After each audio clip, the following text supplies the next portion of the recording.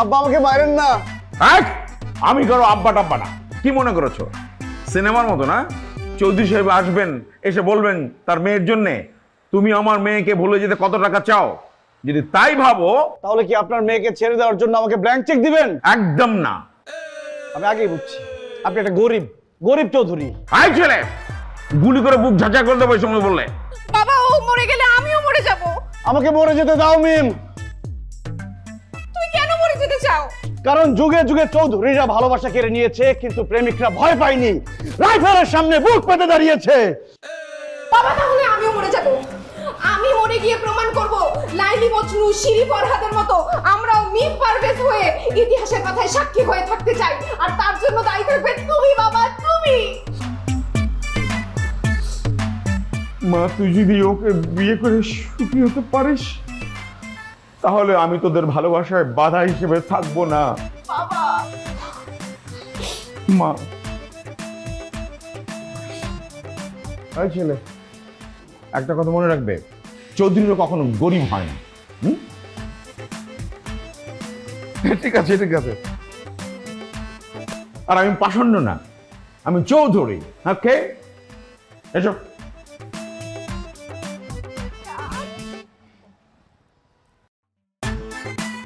জান তোমার হেয়ার স্টাইলটা যে কি সুন্দর হয়েছে না। একটা ব্যাপার আসছে না? একদম।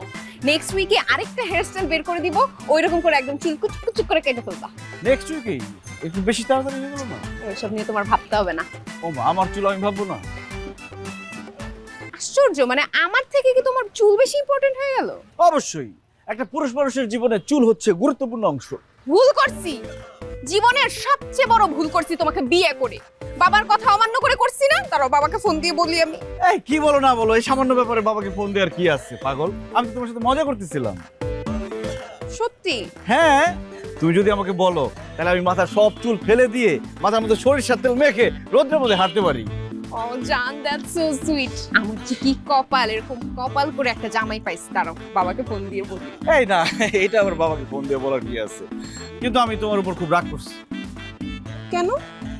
কারণ আমাদের এতদিনের সম্পর্ক, আমরা বিয়ে করছি, তারপরেও তুমি আমাকে বুঝলা না। সামান্য ব্যাপারে বাবাকে ফোন দিবা, আমাকে ছেড়ে দাও। আরে আমি তো তোমার সাথে মজা করছি, আমার ফোনে ব্যালেন্সই নাই। তুমি মজা করছো? আরে দুষ্টু।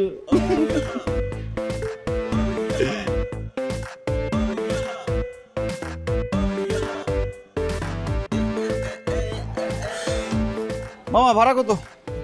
কি বুঝছেন মামা, ভাড়ার কত হবে? আপনার বিবেক বুদ্ধি আছে না, সেখান থেকে টুরুস করে একটু দিয়ে দেন। আমার কোনো বিবেক বুদ্ধি নাই, বিয়ের পর আমার বিবেক বুদ্ধি সব নষ্ট হয়ে গেছে। কি বললা তুমি? বিয়ের পর তোমার কি হয়েছে?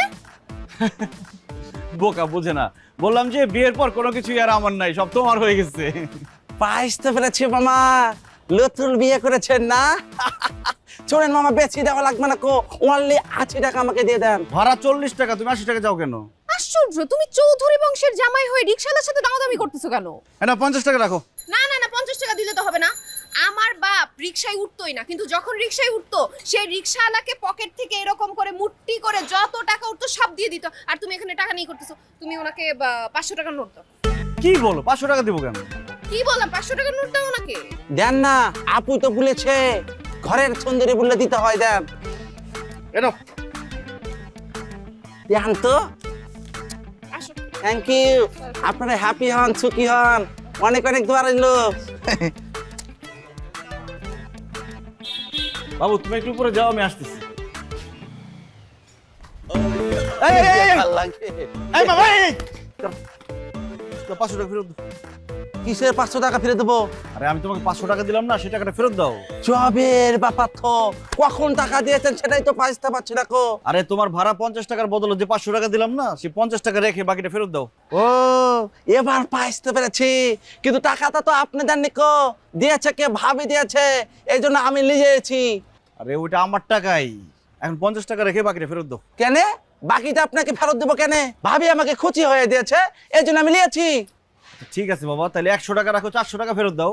মামা বললাম তো আপনাকে, আমি একটা টাকাও দিতে পারবো না কো, আপনি জানতো। আরে বাবা শোনো শোনো শোনো, 200 টাকা ফেরত দাও। মাথা কি ঠিক আছে নাকি? কিসের দুঃখে আপনাকে টাকা দিব? আর আমি একটা গরিব মানুষ, গরিবের রিজিকে আপনি হাত দিয়েছেন মামা। কাজটা তো ভালো না মামা। আচ্ছা তুমি তো বকশিস পাইতেছো, অন্তত 100 টাকা ফেরত দাও। আমি না একটা জিনিস পাইতে পারলাম না কো, ম্যাডাম আপনার মতো চাচাকে কিসের দুঃখে বিয়ে করেছে? এই দিলেন 100 টাকা, আর খুশি হয়ে 5 টাকা দিলাম। জীবনে এরকম কিক্কা মানুষ দেখিনি কো। রিক্সাওয়ালা আমার খুশি হয়ে 5 টাকা দিল কেন?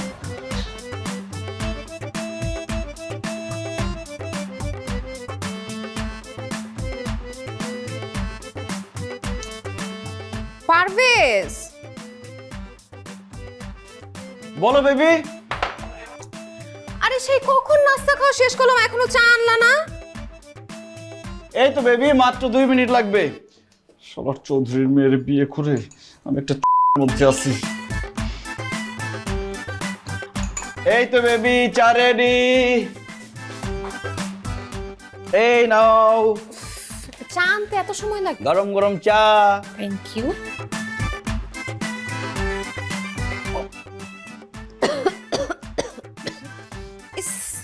মনে হচ্ছে চার মধ্যে বিষ মিশাইছো। হতে পারে, তাড়াহুড়া করতে গিয়ে ওই চা পাতি চিনির বদলে ইন্দুর মারার বিষের গুঁড়া দিয়ে ফেলছি মনে হয়। মানে? এত মানে টানে বলতে পারবো না। বাবা ঠিকই বলছিল। আরে বাবা, মানুষ ভুল করতে পারে না। আমি না একটু ভুল করে ফেলছি। ভুল করে না কে জানো? কে? শয়তান, একমাত্র শয়তানই ভুল করে না। আমি না একটু ভুল করে ফেলছি যে চা পাতি চিনির বদলে ইন্দুর মারার বিষের গুঁড়া দিয়ে ফেলছি। তাতে কি, আমি তো অল্প দিচ্ছি।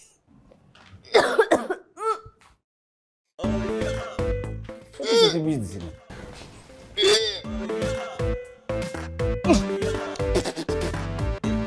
বোকা মেয়ে, এটা বিষ না, লবণ দিয়ে ফেলছি চিনির জায়গায়।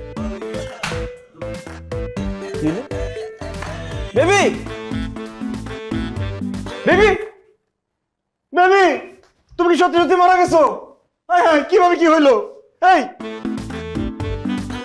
এই, তোমার তো নিঃশ্বাস চলতেছে, মিথ্যা কথা বলো কেন? মারা গেছো? বেবি ওঠো, আমি বুঝতে পারি নাই তুমি এইভাবে অজ্ঞান হয়ে যাবা। আমি চিনির বদলে ভুল করে লবণ দিয়ে ফেলছিলাম, আর তোমাকে মজা করে বলছিলাম যে আমি ইন্দুর মারার বিষ দিছি। এটা শুনে যে তুমি মারা যাবা, মানে অজ্ঞান হয়ে যাবা, আমি তো বুঝতে পারি নাই। বেবি ওঠো, বেবি, তোমার বাবা ফোন দিতেছে, ওঠো।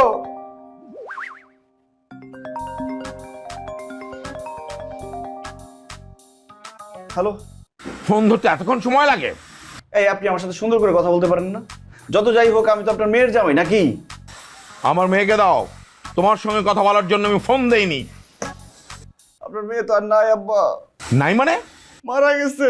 মানে সে বলতেছে সে মারা গেছে, কিন্তু সে মনে হয় অজ্ঞান হয়ে গেছে। একটু আগে আমাকে চা বানাইতে বলছিল, আমি চাতে চিনির বদলে ইন্দুর মারার বিষ দিয়ে ফেলছি। না, আমি ইন্দুর মারার বিষ দিই নাই, সে ভাবছে আমি ইন্দুর মারার বিষ দিছি। আসলে আমি লবণ দিছিলাম, তখন সে লবণ ইন্দুর মারার বিষ এগুলো মনে করে মরে গেছে। আমার মেয়ে কি বলতো, লবণ বিষ? দাঁড়াও, আমি আসছি। হ্যালো, হ্যালো, আব্বা কথা বলেন। হ্যালো, হ্যালো, বেবি, তুমি বেঁচে আছো? তুমি মরো নাই, তুমি সুস্থ আছো? তুমি সত্যি সত্যি চায়ের মধ্যে বিষ মিশাইছিলে, তাই না? হ্যাঁ, আরে আমি ভাবছিলাম আমি সত্যি সত্যি মিশাইছি, কিন্তু একটু লবণ মিশাইছি। আমি খেয়ে দেখছি, আমি মরি নাই। তুমি আর একটু খেয়ে দেখো, তুমিও মরবো না। আমি জানি, আমি শিওর তুমি একদিন আমাকে বিষ খাওয়ায় মারবা। সেটা না হয় পরে দেখা যাবে। এখন তুমি তোমার বাবাকে আটকাও, সে আমাকে মারার জন্য 2 নলা বন্দুক নিয়ে আসতেছে। এনো ফোন দাও। আসুক, তোমার একটা উচিত শিক্ষা হওয়া উচিত। আমার শিক্ষা হয়ে গেছে, এখন থেকে তুমি আমাকে যা বলবো আমি তাই শুনবো। প্লিজ তুমি ফোন দিয়ে তোমার বাবাকে আটকাও। সত্যি? আমার তো জানের মায়া আছে, তাই না বেবি? না, তাড়াতাড়ি ফোনটা দাও, ফোন দাও। আমি তোমাকে আবার চা বানাই দিতেছি। আর বানাইতে হবে না, চিনি দিয়ে বানাই দিবে। বস। হ্যালো গাইস, দিস ইজ গোলাপ। অনেকদিন পর লাইভে আসছি, অনেকদিন ধরে আমি গোলাপ যখন এই পারভেজ ভাই কই যান? পারভেজ দৌড় উপর করিয়ে দিয়েছেন ভাই। গাইস, দিস ইজ পারভেজ ভাই।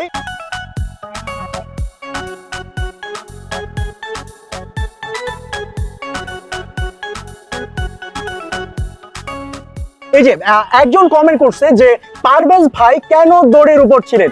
আরেকজন কমেন্ট করছে যে বিয়ের পর সবাই দৌড়ের উপর থাকে, আমি নিজেও পারভেজ ভাইয়ের মতো দৌড়ের উপরেই থাকি। হ্যাঁ, আরেকজন কমেন্ট করছে যে দাম্পত্য জীবনে সুখী হওয়ার উপায় জানতে চাই। পারভেজ ভাই বলুন। দাম্পত্য জীবনে সুখী হওয়া আসলে কোনো ব্যাপারই না, এটা একটা ডাল ভাত। বুঝতে পারছি। পারভেজ ভাই, আপনি এখন আমাদের দর্শকদের জন্য একটা জিনিস বলবেন যে আপনি যদি সুখী হতে চান, কেউ যদি সুখী হতে চায় দাম্পত্য জীবনে, তাহলে এটার জন্য আপনি 5টা টিপস দিবেন। 5টা টিপসের কিছু নাই তো, টিপস একটা, আর সেটা হচ্ছে স্যাক্রিফাইস। আপনি আপনার বউকে স্যাক্রিফাইস করবেন, আপনার বউ আপনাকে স্যাক্রিফাইস করবেন। যেমন ধরেন আমাদের ব্যাপার, ধর তোর ভাবি যেদিন ঘুমায় সেদিন আমি মশারি টানাই, আবার আরেকদিন আমি মশারি টানাই, তোর ভাবি ঘুমায়। ঠিক একইভাবে আবার ধর আমি একদিন নাস্তা বানাই, তোর ভাবি খায়, আবার আরেকদিন আমি নাস্তা বানাই, তোর ভাবি খায়। এভাবে মিলেমিশে থাকতে হবে। কিন্তু সব থেকে বড় কথা সেটা হচ্ছে ছেলেদেরকে ডমিনেট করতে হবে, বউদেরকে কন্ট্রোল করতে হবে, নিজের গ্রাউন্ড শক্ত রাখতে হবে। হ্যাঁ, আমরা আরেকটা জিনিস জানতে চাই যে আপনি কি দাম্পত্য জীবনে আসলে এতটাই সুখী? কেন আমাকে দেখতে কি অসুখী মনে হয়? না, আরেকজন ভাই আমার মতো ভালো একজন স্বামী। ও মাই গড, এখন আমার লাইভে কমেন্ট করেছে ছিল ভাবির কমেন্টস। আচ্ছা, আমার একটা গুরুত্বপূর্ণ কাজ আছে, আমি গেলাম। এই পারুস ভাই, আপনি কি ভাবিকে ভয় পান? হ্যাঁ, কি ভয় পাই? পাগল নাকি? আমি আমার ভাবিকে ভয় পাবো কেন? ইনফ্যাক্ট আমি কারো ভাবিকে ভয় পাই না। আমি চাই আমার কাজ। তাহলে ভাই একটা চা খেয়ে যান। আরে চা খাওয়া যাবে না। আরে ছোট ভাই বলতেছে একটা চা খেয়ে যান ভাইয়া। না না না, আজকে আর চা খাবো না। শোন, আমার বাসায় তোর রাতে দাওয়াত হলো, খেতে আসিস। হ্যাঁ, ঠিক আছে, বাই। ও ভাই, এই পারুস ভাই চলে গিয়েছে, কিন্তু আমরা আপনাদের রাতের বেলা আমি কি খাচ্ছি পারুস বাসায় সেটা অবশ্যই আমরা জানাবো। ততক্ষণ পর্যন্ত থাকুন গোলাপের সাথে। Let's rock. মা, তোর এখানে কোনো কষ্ট হচ্ছে না তো? মানে সব কিছু ঠিকঠাক? আমি আসলে সবকিছু একদম ঠিকঠাক বাবা, দেখে বুঝেন না, কোনো সমস্যা নেই। জামাই, তোমাকে তো আমি জিজ্ঞেস করিনি, তুমি কথার মধ্যে কথা ঢুকাচ্ছ কেন? হ্যাঁ, আমি কথা বলছি আমার মেয়ের সঙ্গে। শোনো, যারা বেশি কথা বলে তারা কোনো উন্নতি করতে পারে না, যেমন তোমার কোনো উন্নতি হয়নি। কি যে বলেন না আব্বা, উন্নতি নেই মানে? চৌধুরীর মেয়েকে বিয়ে করে ফেলছি, এর থেকে বড় উন্নতি আর কি আছে বলেন? তোমার উন্নতির লেভেল দেখে আমার মান সম্মান দৌড়ে পালাচ্ছে। কই পালাইতেছ আব্বা? আমাকে বলেন, আমি দৌড়ে গিয়ে ধরে নিয়ে আসি। মা, এই ছাগলটাকে কোথেকে পেয়েছিস? আব্বা, এটা ছাগল না তো, এটা খাসি, একদম তাজা। আমি নিজে দাঁড়াই থেকে কেটে নিয়ে আসছি। বুঝতে পারছি যে এটা ছাগল, এর খাসি ম্যামা করছে। কি যে বলেন আব্বা, রান্না করা খাসি কি ম্যামা করতে পারে? না, আমি ওই খাসির কথা বলছি না, আমি বলছি যে আমার ডান দিকে যে পাটাটা, যে খাসি মাংস চাপাতে চাপাতে ম্যাম করছে, সে তাকে বলছি। আব্বা, আপনি এমন করে রসিকতা করেন মনে হয় যে আপনি দুলা ভাই আর আমি ইনশাআল্লাহ দুষ্টামি করেন সবসময়। আচ্ছা, তোমরা দুজন এই শ্বশুর জামাইয়ের খুনসুটিটা বন্ধ করবা? চুপচাপ করে খাও। জামাই শ্বশুর কি যে শুরু করছে! আমি তো খাইতেছি, আব্বা তো শুধু কথা বলে আর মজার মজার কথা বলতেছে। কি আসলো? তারপরে গায়ে খরচা করবে। গরু না? আমি নিচ্ছি, দাঁড়া, কিন্তু এই ছাগলটা কিন্তু করতে ভাই আজকে আমাদের দাওয়াত দিলেন, দাওয়াত খেতে আসছি। কখন?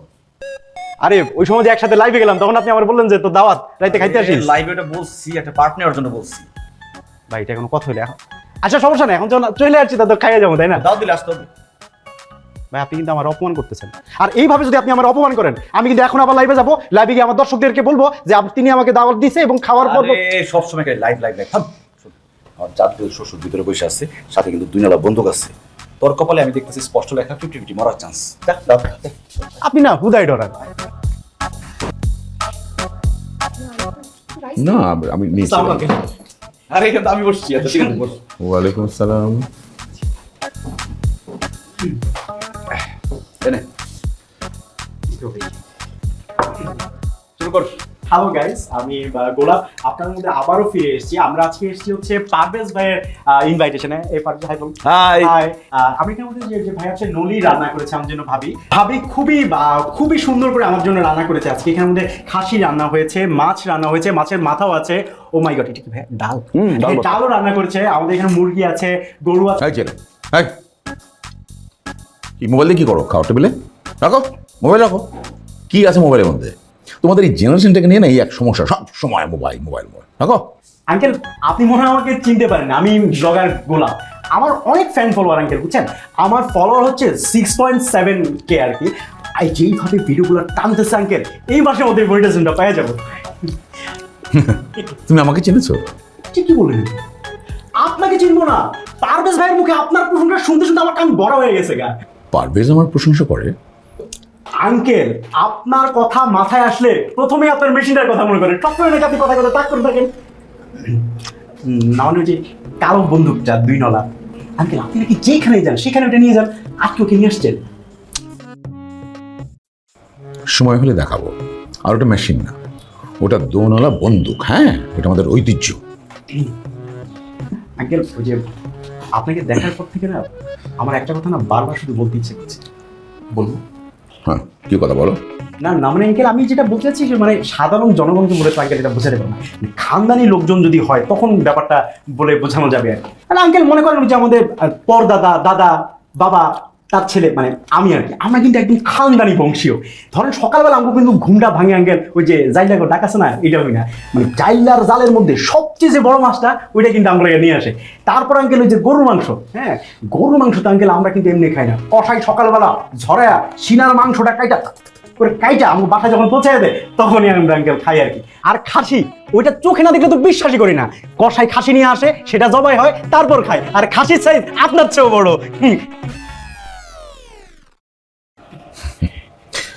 হ্যাঁ, তুমি খানদানি বংশের ছেলে না, এটা আমি বুঝতে পারছি। তবে হ্যাঁ, আমি খানদানি বংশের মানুষ বা ছেলেকে চিনি, আমার একটা আলাদা কৌশল আছে। জামাই, ওই খাওয়া তুলে দাও, দাও মাছের মাথা দাও, খাসি দাও। তোর বলছিলাম না তোর মায়ের খাওয়ার চান্স আছে 50-50। আজকে তুই শেষ, আমার শ্বশুর তোরে বলবো কিছুক্ষণের মধ্যে।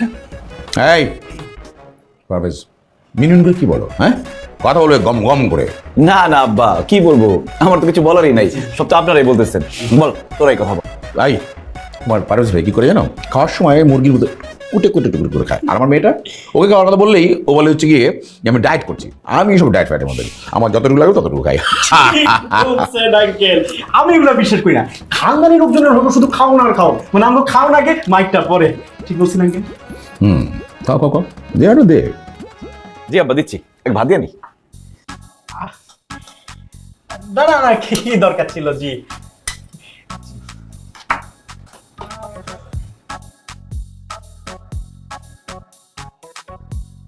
আর না না, কি দরকার ছিল জি। আর পিস দিই?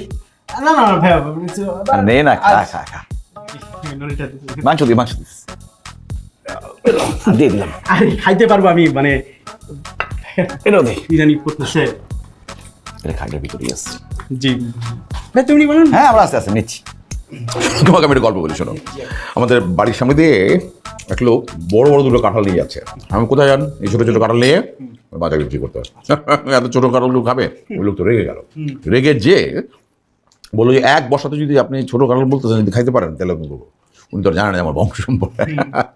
আমি এক বসাতে এই বড় দুটো কাঁঠাল সাবার করে দিলাম। আমি জানতাম আঙ্কেল আপনি পারবেন। হ্যাঁ, আচ্ছা গোলাপ, তুমি এবার একটা খানদানি গল্প শোনাও। না আঙ্কেল, আজকে শুধুমাত্র আপনার গল্প শুনবো, আমার তো অনেক গল্প আছে অন্য একদিন। হ্যাঁ এই পারভেজ, বসে দাও, খাওয়া দাও, খাও খাও খাও। এদের আমি আর একটা গল্প বলছি। আব্বা শুধু মাছ দিব, মাংস দিব না? হ্যাঁ দাও দাও, মাংস দাও, অসুবিধা নেই, পারভেজ দাও। শুধু মাছ কেন দেবে, দাও। না না আর না ভাইয়া, তুই নিয়ে নে না, লজ্জা পাচ্ছিস। এবার আমার ছোটো মামার বাড়িতে গেলাম। ছোটো মামা থাকেন অস্ট্রেলিয়াতে, ওখানে গেলাম। তো ওখানকার বাচ্চারা তো সব জন্মগ্রহণ করেছে ওখানে, ওরা তো খায় অল্প অল্প। তো মামি ওদের মতো আমাকে অল্প অল্প করে খাওয়াচ্ছে। পরে আমি 2 দিনের মাথায় বললাম, মামি আমি এত অল্প খাই না, খানের মাংস ছেলে, আমি বেশি করে খাই। তারপরে মামি দিল, কারণ ওই খাওয়া তো আমার আটকে থাকে।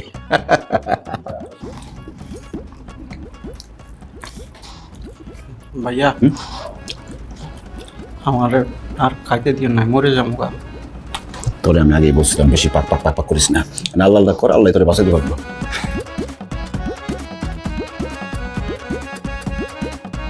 ঘামছো কেন তুমি? আব্বা আমার শেষ খাওয়া। এই তোমাকে আরেকটু দিই। না না আমি দিয়ে যাবো। না না ঠিক আছে, শেষ কর আগে, শেষ কর, শেষ করে আরে খাও আপনি। আগে শেষ কর। আচ্ছা শেষ করতে। গাইস, আজকে গোলাপ সুবাস ছড়াতে পারছে না কারণ গোলাপের শরীর অনেক খারাপ। আপনারা কি গরমের মধ্যে অনেক স্যালাইন খাবেন, গোলাপও খাচ্ছে। তো tata, bye bye, next time আবার দেখা হবে। ভাই আপনার শ্বশুর কি বাসায় আছে না গেছে? আমার শ্বশুরে দিয়ে তুই কি করবি? ভাই আপনার শ্বশুর থাকতে আমি আর জীবনও আপনার বাসায় যাবো না।